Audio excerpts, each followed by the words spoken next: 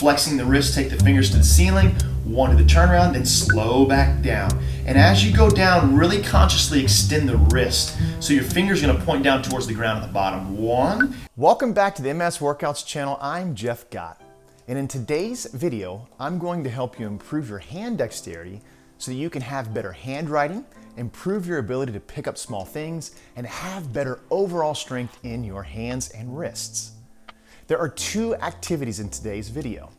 The first is a strength training exercise that I want you to perform 1 to 3 times per week at a high intensity. That means use resistance and seek muscle failure. Simply the point you can no longer continue with proper form, execute another rep, okay? That's what makes it exercise and effective. The second activity is designed for you to perform every single day, or AKA on your active rest days. It's a simple activity that only requires a deck of cards, but it's going to help you improve your hand dexterity, and you need to do it, as I mentioned, every single day. Now, before we get started, I want you to take a moment and consider joining our steadypace club.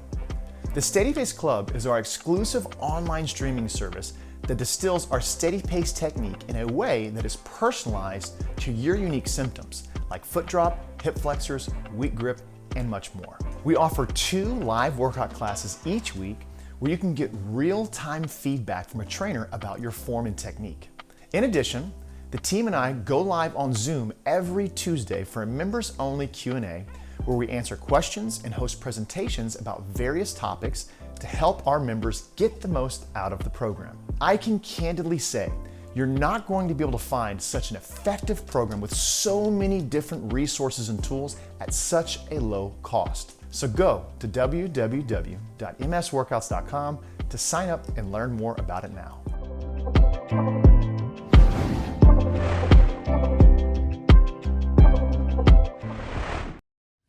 All right, let's rock. We're gonna continue with our grip strength here. What we're gonna execute is a 2-finger wrist curl. I'm gonna use a variation with the band.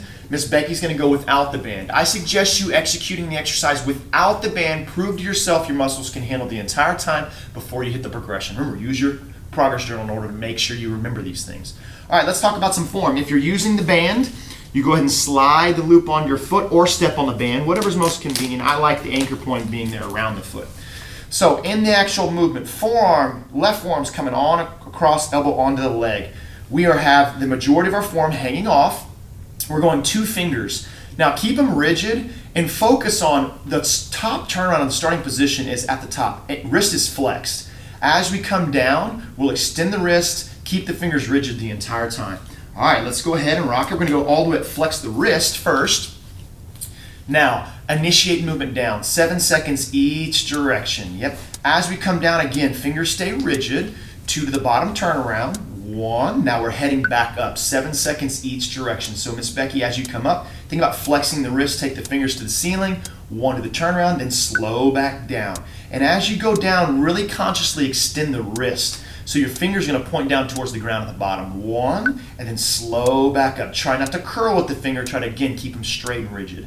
2 to the top turnaround, 1, now back down. Now the reason we're using 2 fingers is that isolates out a portion of your form and makes it harder. When you're using 4 fingers, 1 to the bottom turnaround, back up, so it makes it easier. So we're really focusing on the hand, the grip, the actual wrist and the forearm right here, coming all the way up, squeeze, back down slowly. We're going no more than a total of 130. If you get to the point during the exercise where you cannot continue with mechanically sound form, all you do is disengage, make a note in your journal, and I would suggest continuing without any band or equipment rather, and just trying to follow along for the remainder to get the most out of it.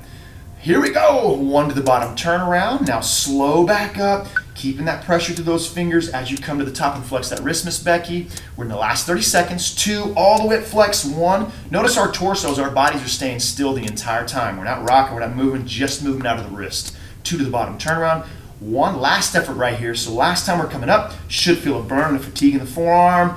For 3, 2, all the way up, flex. Now very slow on the way back out. And we will disengage, extending. Excellent. Key points, making sure you're moving at the wrist. Keep the fingers rigid, not letting that forearm move at all. That will lead to a stronger forearm, stronger hands, and a grip strength that's going to help you.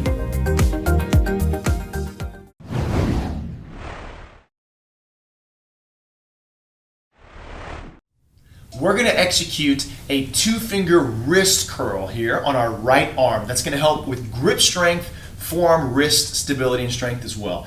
Again, Miss Becky, you're going to execute without a band here for us today. I'm going to go a band, just to add a little bit of resistance and variation.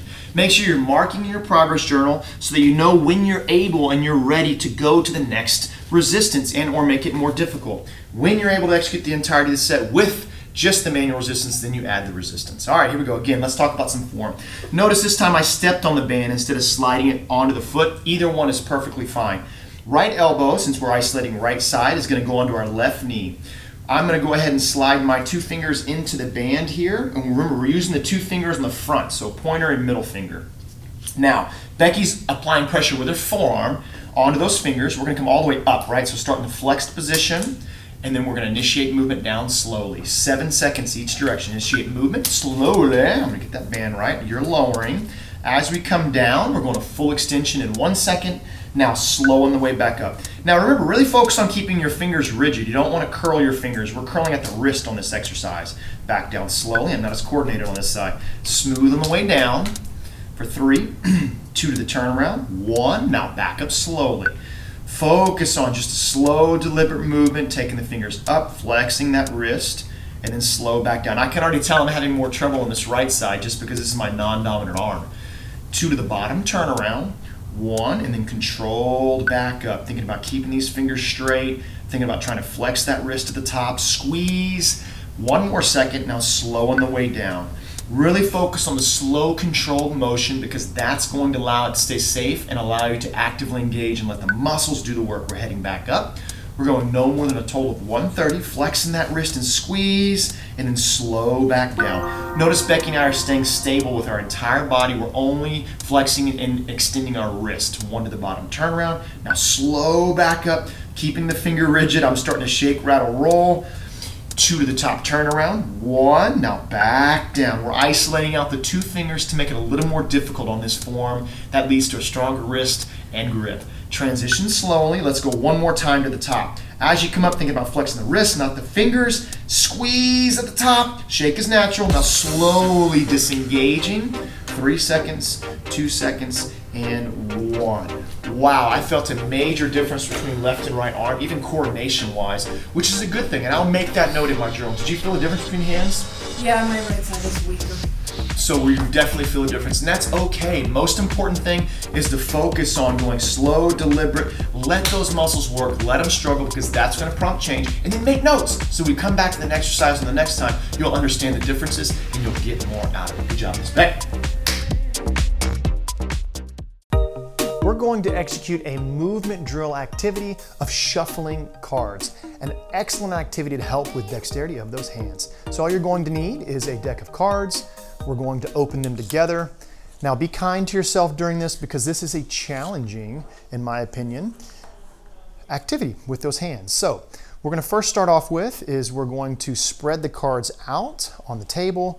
That way we get some good practice with our eyes and our fingers and getting a hold of them before we shuffle, then focus on cutting and actually exploring with those cards. We are going to use a clock, 60 seconds to get you started on this. Feel free to continue on if you'd like to for several minutes. All right, clock is on. First thing we want to do is we want to go ahead and gather these cards after you spread them out. It doesn't have to look like mine. You could be even more messy if you'd like to. We're going to use the fingers. I want you to focus those eyes on the cards, on the tip of the cards. We want to get them aligned, and we're going to attempt to cut the cards first and foremost, half and half, right, or close. Slide them together, and then we're going to attempt to shuffle these cards, right? Index finger, pointer finger, thumb, bend, and slowly let cards out, right? We will then bridge shuffle, place back down, spread back out, right? If shuffling's a little bit too much, just practice piling them back up, sliding them back up, cutting them in half, right? Turning them around. The most important thing in this activity for dexterity of your hands is to explore these cards and focus on using your eyes and your hands very deliberately in order to facilitate that engagement between the fingertips and those eyes. Our YouTube channel is a great place to start gaining strength, but if you want to get serious about reducing your symptoms and getting results, then you need to be on a weekly structured strength training program with other individuals just like you. And that's exactly what we offer at MS Workouts through our membership. Click the link in the video or below the video to learn how our membership can help you achieve your goals. And while you're on the website, make sure you sign up for the no-cost 7-day strength camp so you can experience how we can help you do the things that you love to do with more confidence. See you all next week.